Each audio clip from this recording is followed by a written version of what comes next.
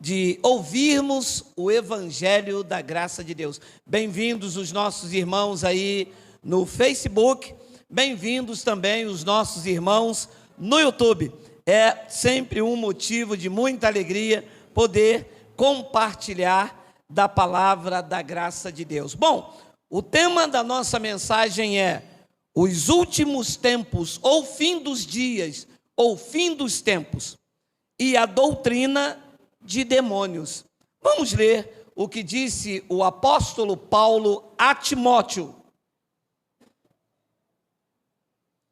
Capítulo 4, versículo 1, eu vou ler até o versículo de número 3. Ora,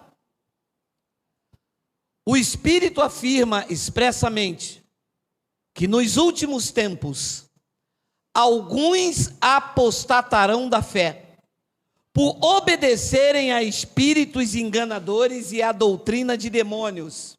Versículo de número 2, pela hipocrisia dos que falam mentira e que têm cauterizado a própria consciência. 3, que proíbem o casamento. Olha o que é uma doutrina de demônio, hein? Diz que proíbem o casamento e exigem a abstinência de alimentos. Abstinência de alimento é jejum. Que proíbe a abstinência de alimentos que Deus criou para serem recebidos com ações de graça pelos fiéis e por quantos conhecem plenamente a verdade. É conhecer a verdade plenamente. Vamos fazer uma breve confissão. Senhor e Cristo, obrigado por esta oportunidade ímpar que o Senhor nos concede a nós, meros mortais, para fazer mortais na carne, porque no Espírito somos eternos, para fazer uso de mais uma porção da Tua santa palavra. Creio e recebo que as mentes de Cristo estão ativadas, que nós vamos extrair o conhecimento pleno do Teu Evangelho e sairemos daqui edificados. Para isso, eu te peço que Tu me uses, porque eu vou usar a Tua palavra. Meus amados irmãos, eu tenho falado reiteradas vezes no meu sermão que esta Bíblia, ela não foi escrita hoje. Portanto, se eu pegar este livro e não respeitar a sua ordem cronológica, tanto cultural quanto histórico, eu uso isto aqui para te fazer um escravo. E pego passagens da Bíblia aqui e aplico na sua vida como se ela fosse escrita para você hoje. Eu vou te dar um exemplo. Eu não entendo muito bem de história. Não tive tempo de estudar. Tive que trabalhar muito cedo, trabalho até hoje. Então, o estudo para mim foi um infortúnio. Eu não tive esse privilégio. Talvez seja por isso que Deus me separou para pregar a sua graça. Que hoje, quando eu pregasse com a sabedoria secular, a glória seria dos meus estudos. Deus cansou disso. Deus não quer glória para homens. Então, Ele me chamou com todo esse despreparo secular. Dom Pedro I deu um grito lá no Rio Ipiranga, dizendo: diga ao povo que eu fico. O povo entende que isso não é mais para o dia de hoje. Correto? Correto. Posso eu pegar essa palavra de Dom Pedro I e falar para você: olha, você não vai mais naquela festa não, porque Dom Pedro I diga ao povo que eu fico. Mas Dom Pedro I falou lá no Rio Ipiranga, eu nem sei se é Rio Ipiranga mesmo. Meu amado, a religião pega uma passagem da Bíblia e aplica na sua vida como se isso fosse escrito para você hoje. E eu fico vivendo aquilo ali. Ora, Se você me traz aqui uma palavra e diz, diga ao povo que eu fico, aí eu chego aqui e digo para vocês, olha meu irmão, está escrito para dizer ao povo que eu fico. Mas essa palavra se aplica em mim em quê? Então nós estamos revelando ao povo inteligente, que tem a mente de Cristo, aprendendo a ler a Bíblia no seu contexto cronológico, tanto cultural como histórico. A Bíblia foi escrita debaixo de uma cultura. Então tem que se respeitar isto. Nenhum brasileiro escreveu a Bíblia. A última carta da Bíblia, o último livro da Bíblia, foi escrito por João. De lá para cá, a carta escrita está nos nossos corações. Esta carta de Paulo, ela foi escrita em uma data. Esta carta de Paulo, ela não foi escrita hoje. Ela não foi um jornal, aqui no Rio, Jornal Extra, que saiu essa notícia enquanto nós dormíamos, e quando nós acordamos, deparamos com isso aqui. Porque está escrito, ora, o Espírito afirma expressamente que nos últimos tempos. Então, é comum você pegar um crente manipulado. O que é um crente manipulado? É um crente da religião evangélica que não respeita a ordem cultural histórica da Bíblia e pega todas as passagens da Bíblia e futuriza, coloca como se aquilo fosse escrito hoje e se obedece aquilo ali. Você está entendendo? Ora, meu amado, como é que eu vou pegar um jornal de semana passada e mandar você ler hoje como se isso fosse uma notícia para você? Jornal você não tem que comprar, se você quer uma notícia nova, você não tem que comprar todos os dias um jornal diferente? Olha só o que Paulo disse. Ora, o Espírito afirma expressamente que nos últimos tempos. Então é comum, quando você pega um crente manipulado pela religião evangélica, quando eles ouvem você falar que o batismo não é mais nas águas e que o batismo é na cruz, como eles nunca leram esta passagem, sabe o que eles falam? Bem que a Bíblia disse que nos últimos dias ia aparecer doutrina de demônio. Está escrito isso? Está. Mas os últimos dias são hoje? Claro que não. Paulo escreveu isso no ano 64. Nós estamos em 2019. Então, que últimos dias ou os últimos tempos eram esses? Eram os últimos dias em que Paulo, Timóteo e os obreiros estavam vivendo. Então, é bom entender que quando Paulo diz aos últimos tempos ou últimos dias, ele não se refere ao fim do mundo. Ele não se refere ao fim da humanidade. Quando ele diz últimos dias, ele se refere ao fim da geração deles, ao fim do aion, ao fim daquele tempo lá que estava se aproximando. Os últimos tempos, ou o fim dos séculos, ou ainda em algumas tradições os últimos dias, não está relacionado ao fim da humanidade, e sim ao fim de uma geração que estava por vir, como disse Jesus de Nazaré. Mateus capítulo 24, versículo 34 diz isso. Olha aqui, em verdade vos digo, que não passará esta geração sem que tudo isso aconteça. Esta geração, eu posso falar que é esta, ou é aquela em que Jesus estava vivendo lá no ano 30? Aquela.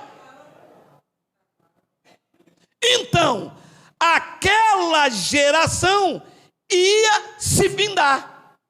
Todos os acontecimentos relacionados a Mateus 24, do versículo 1 até todo esse capítulo, Jesus disse: tudo isto que eu estou falando, já pregamos sobre isso, e tudo isso que eu estou falando vai acontecer com esta, a geração que ele está vivo e os apóstolos também. Então, entender isto aqui, a colocação verbal, o tempo em que se está pregando isso, faz você ter um entendimento tão claro do Evangelho. Lucas capítulo 11, versículo 49 ao 51, olha lá o que diz: por isso, também disse a sabedoria de Deus: enviar-lhe-ei profetas e apóstolos, e algum deles matarão e a outros perseguirão, para que desta geração se peçam conta do sangue dos profetas, que derramado desde a fundação do mundo. Desta geração é qual? Da geração que vive Geraldo e os senhores, ou da geração que viveu Jesus de Nazaré e os apóstolos, incluindo Paulo? Aquela geração. Então ele disse: para que desta geração se peçam conta do sangue dos apóstolos, derramado desde a fundação do mundo. 51. Desde o sangue de Abel até o de Zacarias, que foi assassinado entre o altar e a casa de Deus, sim, eu vos afirmo, contas serão pedidas a esta geração. Então, a geração que Jesus de Nazaré estava vivendo era a mesma geração que Paulo estava vivendo. Era a mesma geração que Timóteo estava vivendo. Não é a mesma geração que eu vivo e que você vive. Porque eles, quando leem isso aqui, dizem: Jesus disse que não passará esta geração. Aí lê esta como se esta fosse hoje, como se isso fosse escrito hoje. Se isso fosse escrito hoje, aí seria pedido a esta. Mas isso foi escrito no ano 30, mais ou menos 30 ou 31, ele morreu com 33. Então, quando Paulo disse os últimos dias, Paulo está se referindo aos dias daquela geração. Então, os cristãos do primeiro século estavam vivendo essa expectativa aqui, de que Jesus ia vir com juízo e iria pedir conta desde Abel até os que viveram naquela geração, iria ser pedido conta. Então, na verdade, eles estavam vivendo os últimos dias. Quando é que começou a contagem dos últimos dias? Do ministério de Jesus, aos 30 anos, até a queda do templo, que deu-se no ano 70. Uma geração dura 40 anos, quer dizer que do ministério de Jesus até a queda do templo, todas aquelas pessoas que viveram nesse intervalo estavam vivendo os últimos dias, porque a geração ia ter fim na queda do templo. Então Paulo diz em Romanos 13, versículo 11 e 12: e digo isso a vós outros que conheceis o tempo. Ele está falando comigo e com você, ou está falando com a igreja de Roma, lá no ano que a carta foi escrita? Com eles. E digo isto a vós outros que conheceis o tempo: já é hora de vos despertar do sono, porque a nossa salvação está agora mais perto do que quando no princípio cremos. Parou aqui. Ué, Jesus já havia ressuscitado, morreu na cruz e ressuscitou, e eles não estavam salvos ainda? Porque a nossa salvação está agora mais perto do que quando cremos? Então os discípulos não estavam salvos? Paulo também não estava salvo? E aí? Como que se diz isso? Se Jesus já tinha morrido e ressuscitado, já é graça de Deus. Epístola aos Romanos. É porque estava falando da salvação decorrente do juízo que aconteceria dentro daquela geração. Depois ele diz no versículo de número 12: vai alta a noite e vem chegando o dia, ou vai demorar 2000 anos? Paulo disse: o dia já vem chegando.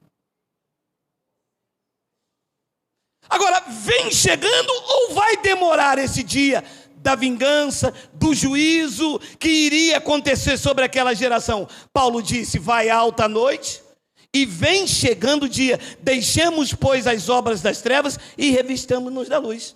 Depois ele diz então em 1 Coríntios 10:11: estas coisas lhe sobrevieram como exemplo e foram escritas para advertência nossa, diz nós outros, sobre quem os fins dos séculos têm. Nos dias de Paulo, lá, o fim dos séculos tinha chegado ou não? Tinha. Então, eles estavam vivendo os últimos dias. Hebreus capítulo 9, versículo de número 26. Ora, neste caso seria necessário que ele tivesse sofrido muitas vezes desde a fundação do mundo. Agora, porém, ao se cumprir os tempos, o tempo lá em Hebreus tinha se cumprido ou não? Eles então estavam vivendo os últimos tempos. Compreende? Como que eu posso pegar essa passagem aqui e ler como se ela fosse escrita hoje? Se esta carta foi escrita no ano 64 a 67. No ano 70 iria fechar aquela geração. Uma geração dura 40 anos, do ministério de Jesus, a sua ressurreição, a queda do templo. Consumou-se então o fim dos tempos, o fim dos séculos, o fim de uma era, o fim do aion. Se cumpriu com a queda do templo, como Jesus prometeu no capítulo 24 de Mateus. Ora, neste caso, seria necessário que ele tivesse sofrido muitas vezes, desde a fundação do mundo. Ano 64 foi escrita esta carta. Agora, porém, ao se cumprires o tempo. Os últimos tempos que Paulo falou com Timóteo se cumpriu quando? Lá naquela época. Você começa a entender que quando Paulo disse os últimos dias, os últimos tempos, não é para o cristão ler como se aquilo fosse escrito hoje e que ele estava se referindo à sua época. Porque quando você prega uma verdade na internet, eles dizem assim: bem que a palavra de Deus diz que nos últimos dias iria aparecer doutrina de demônio. Mas esses últimos dias eram os dias que Paulo, Timóteo e os apóstolos estavam vivendo na primeira era cristã. Hebreus capítulo 1, versículo 1 e 2. Olha lá.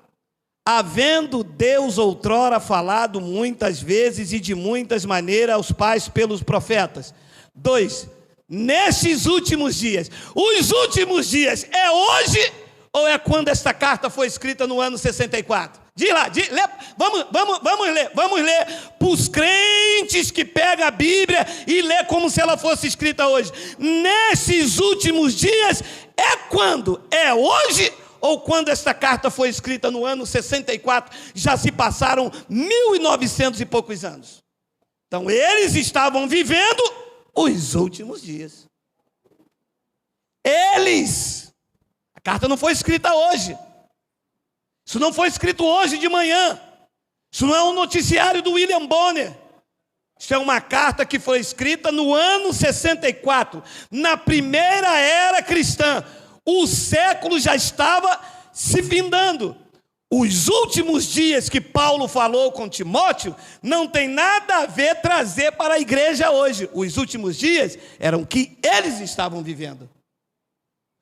Eles estavam vivendo os últimos dias. Nestes últimos dias, nos falou pelo Filho, a quem constituiu o herdeiro de todas as coisas, pelo qual também fez o universo. Hebreus capítulo 10, versículo 25. Não deixemos de congregar-nos, como é costume de alguns. Antes, façamos admoestações, tanto mais quando vedes que o dia se aproxima. Quando? É hoje que está escrito, porque eles leem isso aqui como isso aqui saiu uma notícia hoje. Que dia era esse que se aproximava? O dia da vingança, o dia do juízo, o dia que Jesus falou em Mateus 24. Esse dia, escrito no ano 64, estava se aproximando ou está demorando mais de 2000 anos? Se Paulo, eu estou te mostrando uma relação de passagem que ele está atestando que eles estavam vivendo os últimos dias. E que dia era esse que estava se aproximando? Qual eram os últimos dias? Lucas, capítulo de número 21, versículo 20 ao 24. Quando, porém, virdes Jerusalém sitiada de exército. Quem? Jerusalém. Quem está em Jerusalém aqui, diga ui. Ninguém. Leia. Meu amado, a dificuldade é que o povo não lê. Ler é fácil. Eu só não sei falar bonito. Mas ler, eu aprendi. Quando, porém, virdes o Brasil, a França, a Venezuela, a Venezuela. Quando virdes quem? Jerusalém sitiada de exército. Sabei que está próximo à sua devastação. É Jerusalém, não é o Brasil. Depois ele diz, versículo 21, então, os que estiverem aonde? Na Judéia. Veja, o evento é para Jerusalém. O evento é para a Judéia. Não tem nada a ver com os gentios.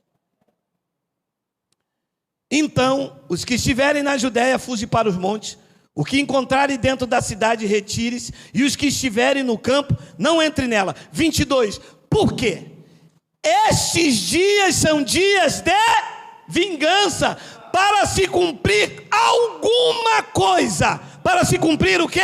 Tudo. Eles estavam vivendo debaixo desta expectativa. Para eles estavam vivendo os últimos dias. Porque como Jesus prometeu em Mateus 24 e 30, que não passaria daquela geração, a cada ano eles diziam, a vingança vai chegar, o dia do juízo vai chegar, o dia da vingança do Senhor está chegando. 51, 53, 60, 64. Paulo escreveu Hebreus no ano 64 e Paulo disse, o dia se aproxima. Quando escreveu Hebreus capítulo 1, versículo 1, Paulo disse, a nós nos falou nesses últimos dias. Que dia era esse? O dia da vingança que estava se aproximando. E depois então ele diz no versículo de número 23, ai das que estiverem grávidas e daqui amamentarem naqueles dias, dentro daquela geração, porque haverá grande aflição na terra e ira contra quem? Contra quem? Que povo era esse? Jerusalém. Aqui que os pastores lindos, maravilhosos, pegam esta passagem e dizem, olha, contra este povo. Ué, mas ele está falando contra Jerusalém. Contra este povo aqui, ele está apontando para o povo que está lá em frente dele. Amado, me perdoe. A carta não está sendo escrita hoje aqui no Brasil, não está sendo o edital de Bolsonaro. A carta está sendo escrita por Lucas, lá na primeira era cristã. Este povo aqui não é este povo aqui é o povo judeu. Depois então ele diz no versículo de número 24, cairão a fio da espada, serão levados cativo para todas as nações, e até que o tempo dos gentios se completem, quem? Jerusalém será pisada por eles, que era o cenário aonde estava se vivendo isso aí. Então se eu pego isso, trago para o dia de hoje, você está esperando alguém invadir Jerusalém? Numa guerra de Gog e Magog, que vão invadir Jerusalém, que o anticristo vai entrar, e tudo isso já aconteceu, porque ele disse, isto acontecerá naquela geração. Paulo disse a Timóteo, estamos vivendo os últimos dias. Então, Pedro também entendeu o que eram os últimos dias. 2 de Pedro, capítulo 3, versículo 1 e 4. Olha lá. Amados, esta é agora a segunda epístola que vos escrevo. Em ambos, procuro despertar com lembranças a vossa mente esclarecida. 2. Para que vos recordeis da palavra que anteriormente foram dita pelos santos profetas, bem como o mandamento do Senhor e Salvador, e ensinado pelos vossos apóstolos. 3.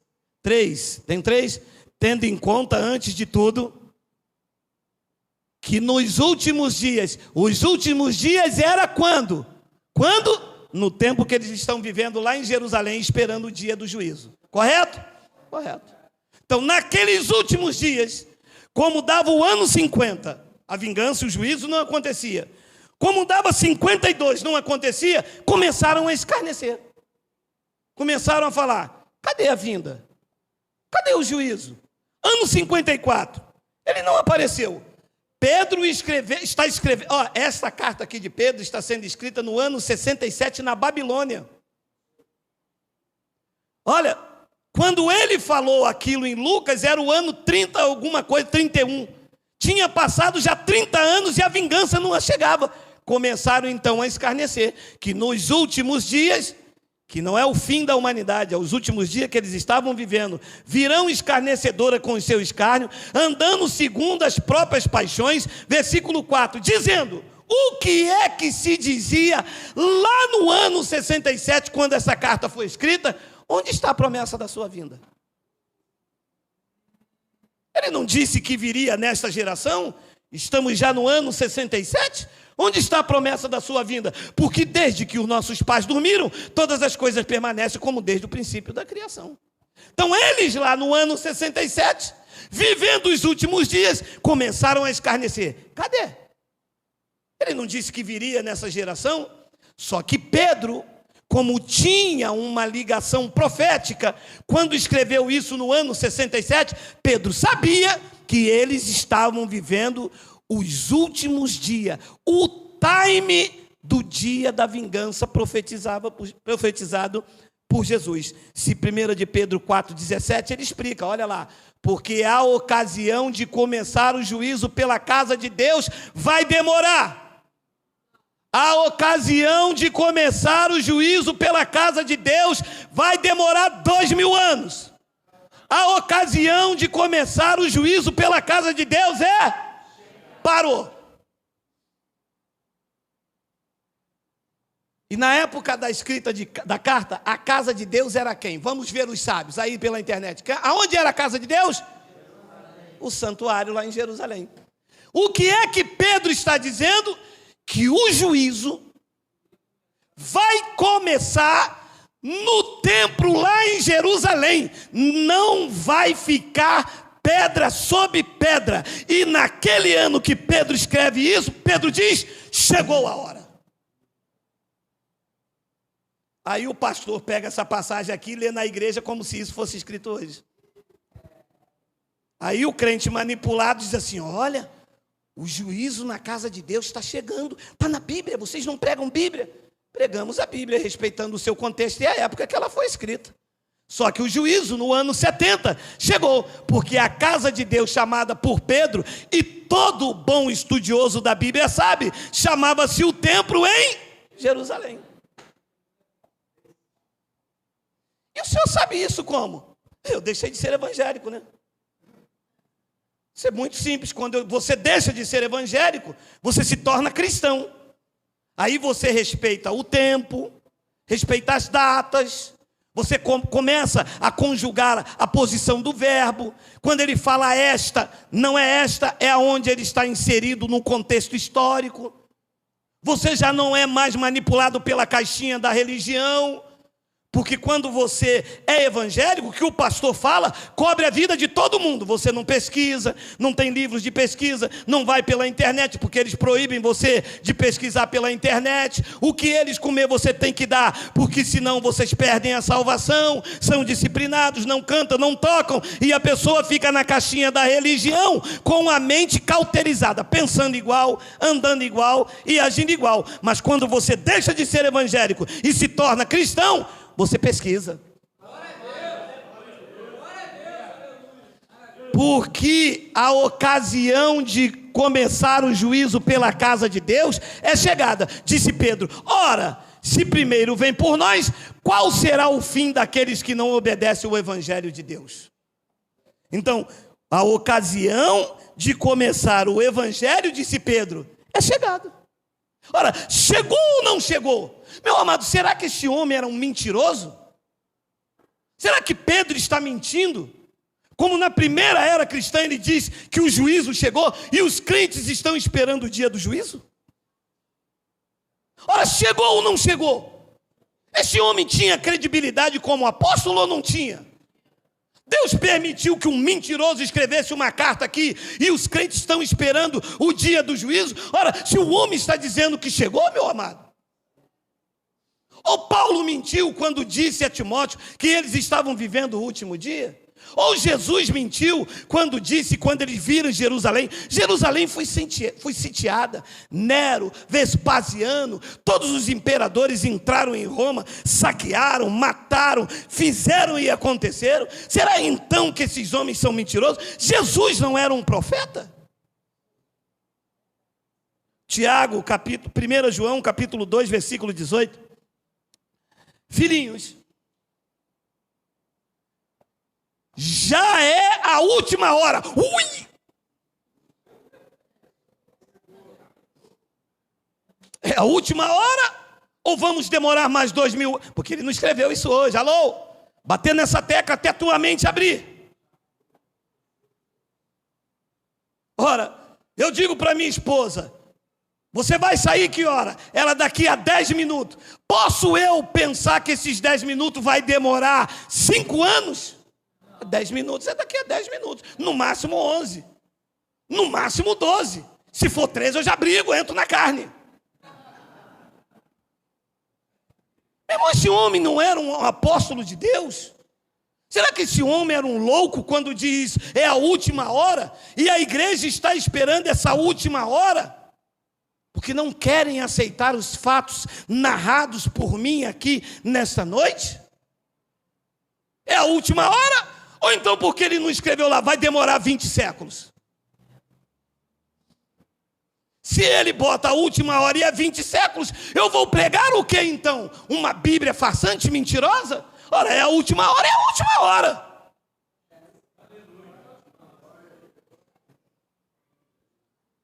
Filhinhos, já é a última hora. E como ouviste que vem o anticristo? Quer dizer que naquela época o anticristo já estava lá. Eles estão esperando o anticristo vir. João disse, nessa última hora já vem o anticristo. Também agora, muitos anticristos tem ou não tem? Tem. Eles estão dizendo assim, o anticristo está aí, o nome dele é Geraldo.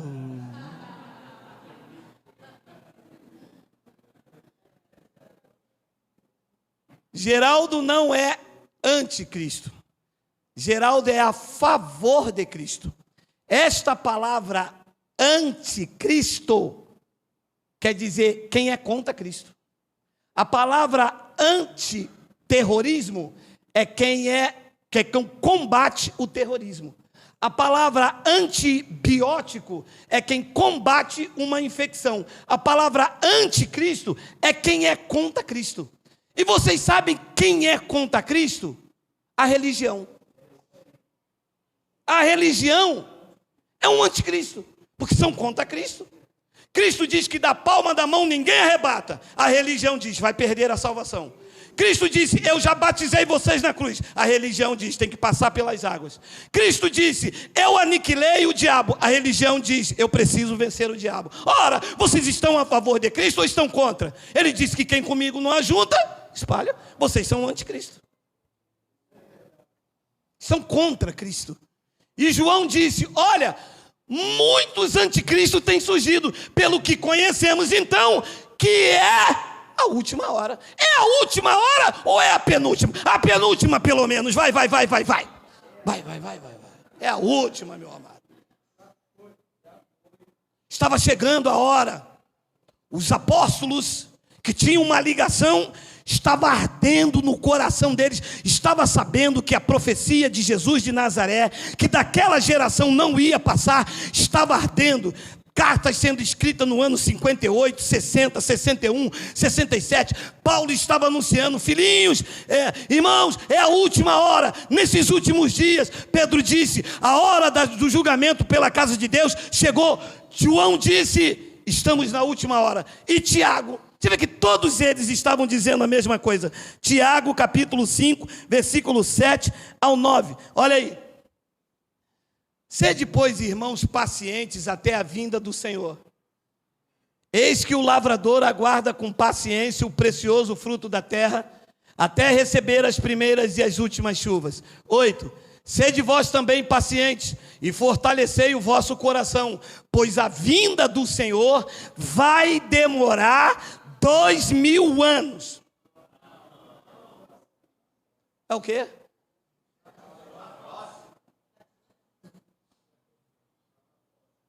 Espera aí.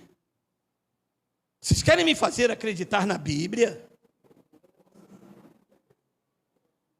Sério? Quer dizer que esta carta, escrita há mais de 1900 anos, está dizendo que a vinda do Senhor naquela época não existia Brasil, não existia os Estados Unidos, e a vinda estava próxima. E que Pedro disse, o juízo já chegou. E que João disse, é a última hora. E que Paulo disse, é os últimos dias. E que Jesus disse, não passará dessa geração. Vocês estão dizendo que esses homens são loucos e mentirosos, e vocês estão me fazendo esperar o quê? Se todos eles estão dizendo, é a última hora, é os últimos tempos, não passa dessa geração, e a hora já chegou. E o outro disse, está próximo. Ora, eu aprendi com Paulo que por boca de 2 ou 3 testemunhas, toda palavra será aceita, toda questão será resolvida. Vários homens falando a mesma coisa naquela época, não basta? Será que os pastores têm mais legalidade do que eles que andaram, viveram, receberam autoridade para escrever as Sagradas Escrituras? Ora, vocês são guiados pela Bíblia ou vocês são guiados pela tradição? Porque nós somos guiados pela Bíblia.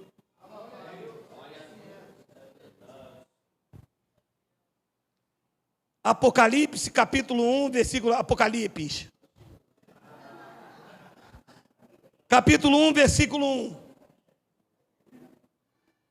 Revelação de Jesus Cristo, que Deus lhe deu para mostrar aos seus servos as coisas que vão demorar mais de 2... Grifa aqui, meu amado. Grifa aqui, meu amado. A hora chegou.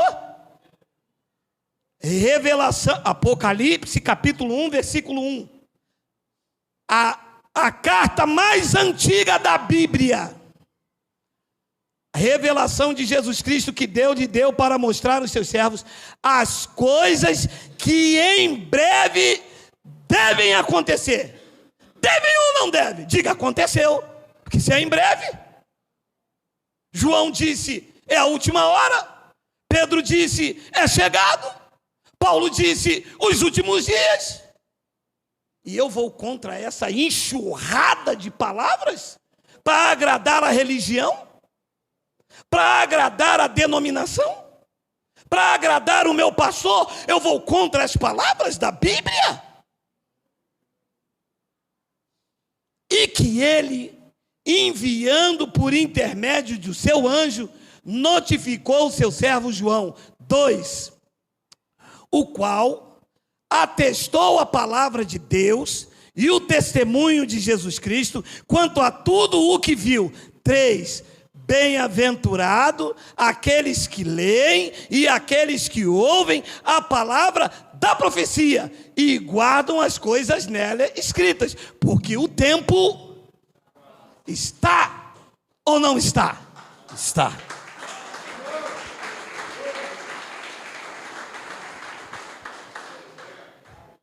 Contra fatos não há argumento. A religião mentiu, manipulou, tosquiou e enganou. Mas a Bíblia é cara. Paulo disse, nos últimos tempos, Timóteo, haverá escarnecedores. E haverá também doutrina de demônios. O que é que estava acontecendo nesse período aqui, da crucificação até o dia da vingança que se deu no ano 70? Neste período, a expectativa era muito grande. Todas as evidências mostravam para aquilo que Jesus falou. E começaram então a haver escarnecedores. Muitas pessoas venderam suas propriedades. Foi um sussurro. Roma invadiu Jerusalém. houve perseguição a começar do ano 66, e os primeiros cristãos da era cristã, do século, lá do primeiro século, sofreram, foram humilhados, presos, mortos, decapitados. Pedro foi crucificado de cabeça para baixo. Paulo foi decapitado em Roma por Nero. Todos eles foram mártires, porque eram dias cruéis de perseguição, e começaram então se levantar falsos profetas, se levantar pessoas dizendo: eu sou o Cristo, para benefícios, para tomar dinheiro das pessoas. Jesus, em Mateus 24, advertiu dizendo: se alguém falar, ei-lo ali, ou se ele está lá, não vá. Por quê? Começaram a chegar os aproveitadores, e no meio desses aproveitadores se levantou uns abençoados, pervertendo a fé de alguns. As pessoas estavam vivendo na grande expectativa de ver o juízo de Deus sobre Israel, o sangue do justo Abel ser requerido, e começaram então a entrar os manipuladores da fé, como Paulo mesmo explica em 2 de Timóteo, capítulo 2, versículo 16. Olha lá: evita igualmente os falatórios inúteis e profanos, pois os que deles usam passarão impiedade ainda maior. Paulo está escrevendo esta carta a Timóteo no ano 66 e 67. Está dentro do contexto dos dias que estavam próximos. Nesses dias começaram a se levantar falatórios inúteis. Então Paulo diz no versículo de número 17: além disso, a linguagem deles corrói, como câncer, entre os quais se inclui Himeneu e Fileto. 18. Estes se desviaram da verdade, asseverando que a ressurreição já se realizou, e estão pervertendo a fé de alguns. Preste atenção: no ano 66 e 67 da era cristã, o juízo, o dia estava chegando. Não tinha chegado ainda. O que é que Himeneu e Fileto estavam fazendo? Tirando a esperança do povo, dizendo: ele já veio, você já ressuscitou, ele já ressuscitou. Não vai haver juízo. Só que isto aqui, antes do ano 70, era uma palavra que corroía. Depois do ano 70, não é mais, porque o juízo aconteceu na queda do templo. Então, quando você diz a uma pessoa que o juízo aconteceu lá no ano 70, quando o templo caiu, eles dizem assim: Himeneu e Fileto disse que a ressurreição já passou, mas Himeneu e Fileto está falando antes do ano 70. A data precisa aqui é 66 e 67. O dia estava chegando, mas não chegou.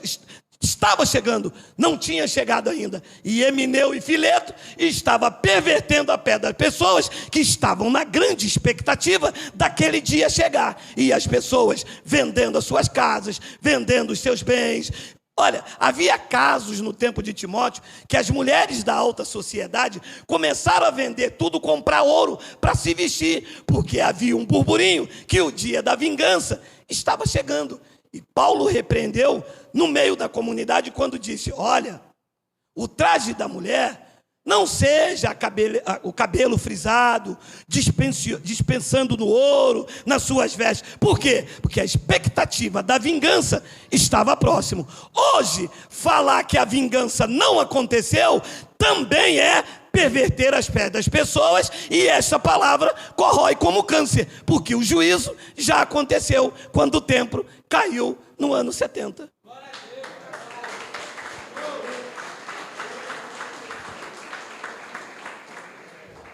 Então, no ano 70, o templo caiu, Cristo reivindicou os espíritos dos eleitos. Antes desse juízo, quando alguém morria, ele ficava numa morte adiana, no Hades, preso. Cristo veio, reivindicou os espíritos de todos os que viviam naquela época presente. Todos foram tomados para Deus. A palavra arrebatado é tomados para Deus, estavam presos no túmulo, os espíritos dormiam e Cristo reivindicou os espíritos dos eleitos e tomou para ele. De lá para cá, todos nós somos já de Cristo. Quando findar os seus dias, quando a tua hora chegar, o teu espírito será tomado para Cristo e tu estarás diante do trono da graça de Deus, sem ter que ficar retido no túmulo. E por que as pessoas não querem aceitar isso? Porque isto te deixa numa expectativa de que ele ainda vai voltar, e se você não estiver dentro da igreja, você fica. E usam a parábola das virgens.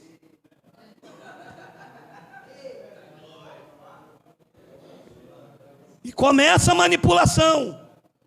E vendeu o azeite da virgem prudente. E o noivo está voltando à meia-noite. E tem à meia-noite a vigília, porque se Jesus vir no ano novo, você pelo menos passou na casa de Deus. Esqueceram de falar que a casa de Deus agora somos nós, porque o templo já caiu e Deus não habita mais em templo feito por mãos de homens. Deus habita agora dentro de você. Tu és o templo do Espírito Santo.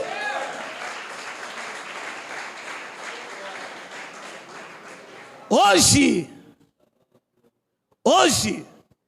se você falar que você não ressuscitou com Cristo e que o juízo não aconteceu, esta tua palavra é que corrói como câncer. Emineu e Fileto estavam antes do dia chegar. A palavra deles estavam corroendo como câncer. Mas hoje eu posso falar, porque já passei desse evento. Nós já estamos ressuscitados com Cristo. Emineu e Fileto não podia falar. Estava antes do ano 70.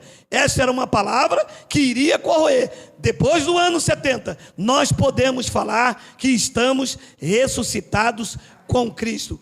Paulo avisou isso à igreja de Colosso, a igreja dos gentios. Colossenses capítulo 3, versículo 1 e 4. 5 minutos, olha lá. Portanto, se fostes ressuscitados juntamente com Cristo, fostes ou não fostes? Fostes. Então Emineu e Fileto disse: a ressurreição já passou, o dia estava chegando. Paulo começou a abrir os olhos dos colossenses, embora eles estivessem esperando o evento. Paulo, na igreja lá de Colosso, disse: olha, vocês já foram ressuscitados com Cristo. O juízo é para Israel. Vocês são gentios. Os gentios foram justificados por graça. Estão inocentados, foram regenerados, lavados, estão debaixo da cobertura de Cristo. Contra os gentios nenhuma condenação há, porque a lei do Espírito de vida já te livrou da lei do pecado e da morte. Na cruz vocês já ressuscitaram com Cristo.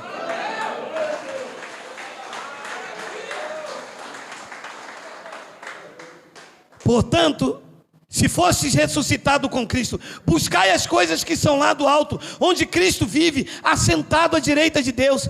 2, pensai nas coisas lá do alto, e não nas que são aqui da terra. 3, porque morreste, e a vossa vida está oculta no Exu. Não, você acredita nisso, meu irmão?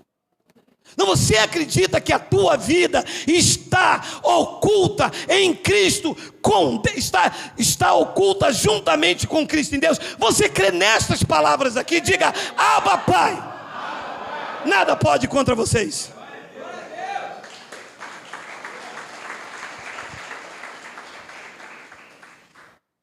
O salmista disse: eu ando na sombra. Paulo disse: vocês estão com a vida oculta. Davi disse: debaixo da mão. Paulo disse: vocês estão com a vossa vida oculta juntamente com Cristo em Deus. Esta é a tua posição em Cristo. E as pessoas nos perguntam assim: então, significa que o juízo já aconteceu? E o que nós estamos fazendo aqui na terra? Que essa é a pergunta. O que você está fazendo aqui? Eu vou te dar uma relação, porque eu tenho 5 minutos. Você veio a esta terra participar de carne e sangue. Hebreus 2,14. Tem aí, Miguel? Visto, pois, que os filhos têm participação comum de carne e sangue. Os filhos são quem? O Espírito que está aí dentro veio nesta terra participar de carne e sangue. O que eu estou fazendo aqui? Participando desta carne e deste sangue. A minha verdadeira identidade não é esta que você está olhando. Deus não é pai desse negão aqui. Deus é pai do Espírito que está dentro desse negão. O pai desse negão aqui é Geraldo e Dona Lourdes. Deus é pai do Espírito que está dentro desse negão. Esse negão aqui é a identidade que se move, é a identidade que se relaciona com as outras pessoas. Na verdade, eu sou um espírito que estou participando de carne e sangue. Para quê? Para cumprir um propósito estabelecido por Deus. Efésios capítulo 1, versículo 11. É isto que nós estamos fazendo aqui. Olha lá. Nele, digo, no qual também fomos feitos gafanhoto, desgraçado, pó da terra, miserável. Fomos feitos o quê? Nele, digo, no qual também fomos feitos herança, predestinado segundo o propósito daquele que faz todas as coisas conforme o conselho da sua vontade, um espírito andando num corpo cumprindo o propósito daquele que faz todas as coisas segundo a sua vontade. É isso que eu estou fazendo nessa terra. E acontece o que depois?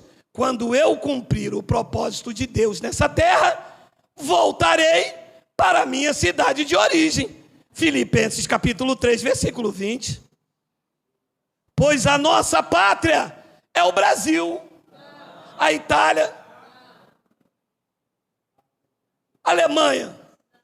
A nossa pátria está nos céus, de onde também aguardamos o Salvador, o Senhor Jesus Cristo. 21, o qual transformará o nosso corpo de humilhação.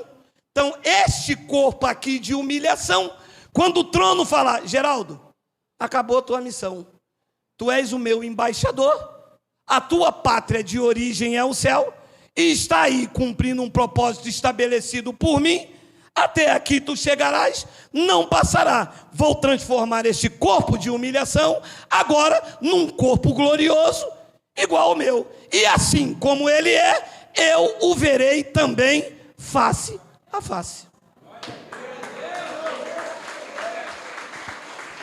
O qual transformará o nosso corpo de humilhação para ser o corpo igual ao dele, o corpo igual da sua glória. Para pensar uns minutos.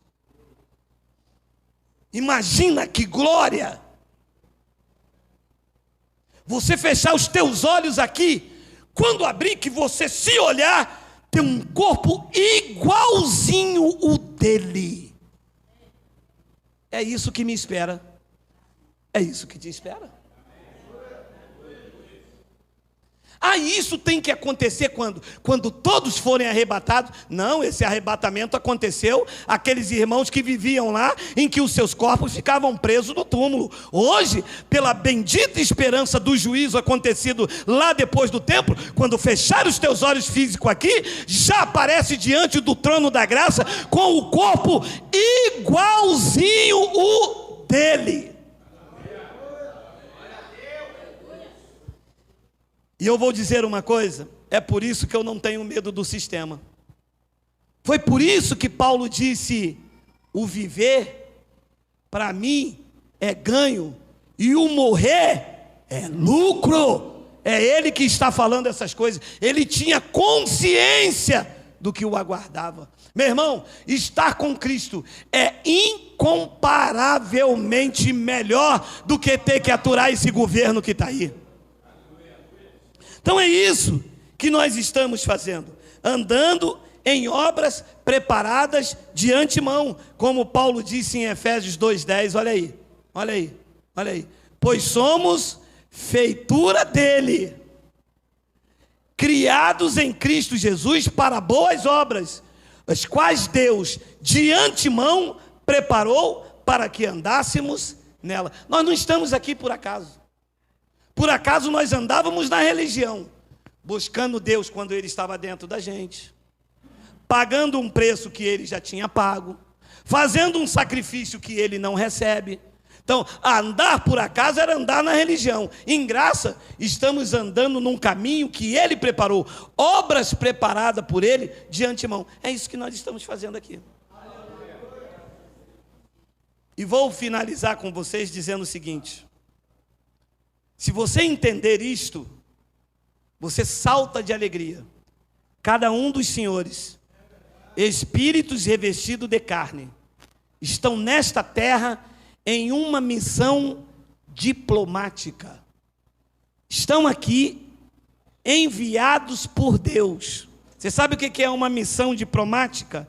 É que quando a embaixada do Brasil manda você ir para os Estados Unidos, você vai numa missão diplomática. Deus fez cada um de vocês embaixadores e embaixatriz de Cristo. Estão nesta terra com uma missão diplomática. Está lá em 2 de Coríntios, capítulo 5, versículo de número 20. Olha aí. 2 de Coríntios 5, 20, tem? Se não tiver, eu leio ali. De sorte. De sorte. Olha, segura aí. Nenhum sistema nunca me apresentou esta palavra. Por onde eu andei, eu só ouvi falar que eu era miserável, que eu era um pó da terra, me chamaram de gafanhoto, me chamaram de tudo. Que na verdade eu não era nada daquilo que eles falavam, eu era na boca suja deles. A verdade é que a nossa missão, o povo da graça de Deus, está nessa terra com uma missão diplomática. Diz que de sorte que somos embaixadores em nome de Cristo. Os homens embaixadores e as mulheres embaixatriz. Posso ouvir um Abba Pai? Abba Pai.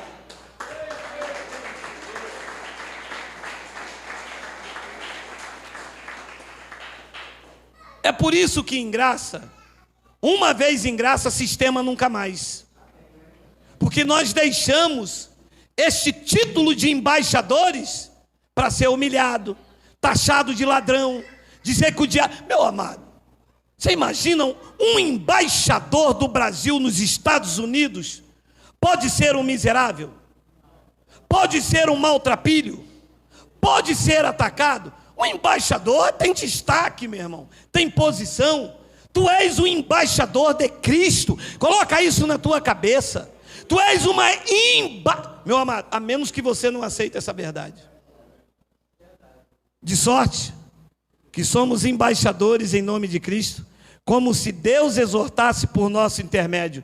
Em nome de Cristo, pois rogamos que vos reconcilieis com Deus. 21. Aquele que não conheceu o pecado, Ele o fez pecado por nós, para que nele fôssemos feitos desgraçados, miseráveis, pó da terra, fôssemos feitos o quê? A justiça de Deus. A justiça foi para o povo de Israel. Os gentios já são a justiça, já foram a justiça de Deus. Eu quero que você medite, pesquise, leia, que vocês se debulhem sobre esta palavra. Eu não sei se a palavra certa é essa, que vocês se debrucem sobre estas verdades, verifiquem e atestem se os últimos tempos fala do fim da humanidade, ou eram os últimos dias que os cristãos estavam vivendo e esperando o juízo que viria sobre Israel, não sobre a igreja de Cristo, porque a igreja de Cristo, disse ele, já passou da morte para a vida. receba paz no teu espírito, receba sabedoria e entenda que tu és embaixadores de Cristo. Assim é, assim seja, assim disse o Evangelho da graça de Deus. Vamos ficar